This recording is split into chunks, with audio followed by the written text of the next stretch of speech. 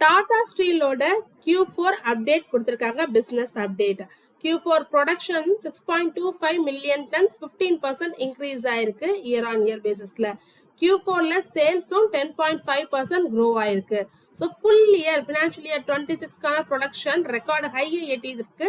23.48 million tons production பண்ணியிருக்காங்க. சேல்ஸும் record ஹையை எட்டியிருக்கு. 22.53 மில்லியன் டன்ஸ். இந்த நியூஸ்க்கு டாடா ஸ்டீல் ஃபிளாட்டாக தான் இப்போ ட்ரேட் ஆகிட்டு இருக்கு. ரிசர்வ் பேங்க் ஆஃப் இந்தியாவோட மானிட்டரி பாலிசி கமிட்டி அவுட்கமிங் நாளைக்கு தெரிஞ்சிடும். இன்ட்ரெஸ்ட் ரேட் மாத்துறாங்களா இல்லையான்னு நாளைக்கு ஏப்ரல் 8 முடிவு தெரியும். ஸோ இது ஏப்ரல் 6, 7, 8 3 நாளும் நடக்குது. நாளைக்கு என்ன ரேட் சேஞ்ச் பண்ண போறாங்கன்னு முடிவு தெரிஞ்சிடும். மோஸ்ட்லி எல்லாரும் என்ன சொல்லியிருக்காங்கன்னா இன்ட்ரெஸ்ட் ரேட் அன்சேஞ்சாக தான் இருக்கும். அதாவது ரெப்போ ரேட் 5.25%ல தான் இருக்கும்னு சொல்லியிருக்காங்க. நாளைக்கு முடிவு தெரிஞ்சிடும். வோடஃபோன் ஐடியாவுடைய டெட்லைன் எக்ஸ்டெண்ட் பண்ணியிருக்காங்க. ஏஜிஆர் ரிவ்யூக்கான டெட்லைன் ஜூன் 30, 2026 வரைக்கும் எக்ஸ்டெண்ட் பண்ணியிருக்காங்க. ஸோ ஏஜிஆர்னா என்னன்னு பார்த்தீங்கன்னா revenue used to calculate fees paid to the government.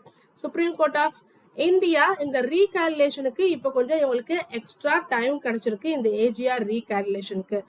So இது ஒரு பாசிட்டிவ் நியூஸ் வோடஃபோன் ஐடியாவுக்கு.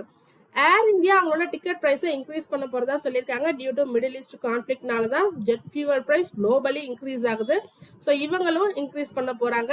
அது ஷார்ட்டாக இருக்கலாம், லாங்காக இருக்கலாம், டிஸ்டன்ஸ் இல்லை டொமஸ்டிக்காக இருக்கலாம், இன்டர்நேஷ்னலாக இருக்கலாம், எல்லாத்துக்குமே இன்க்ரீஸ் செய்ய போகிறோம்னு சொல்லியிருக்காங்க. ஸோ எஃபெக்டிவ் ஃப்ரம் டுமாரோன்னு சொல்லியிருக்காங்க. ஏப்ரல் 8லேருந்து இது அமலுக்கு வருது. ஸோ ஸ்டார்டிங் ஃப்ரம் எக்ஸ்ட்ரா 299 rupeesலேருந்து ஸ்டார்ட் ஆகுதுன்னு சொல்லியிருக்காங்க ஏர் இந்தியா. தொடர்ந்து இது மாதிரி யூஸ்ஃபுல்லான மார்க்கெட் அப்டேட்ஸ்க்கு மறக்காம நம்ம சேனலை சப்ஸ்கிரைப் பண்ணுங்க. தேங்க்யூ.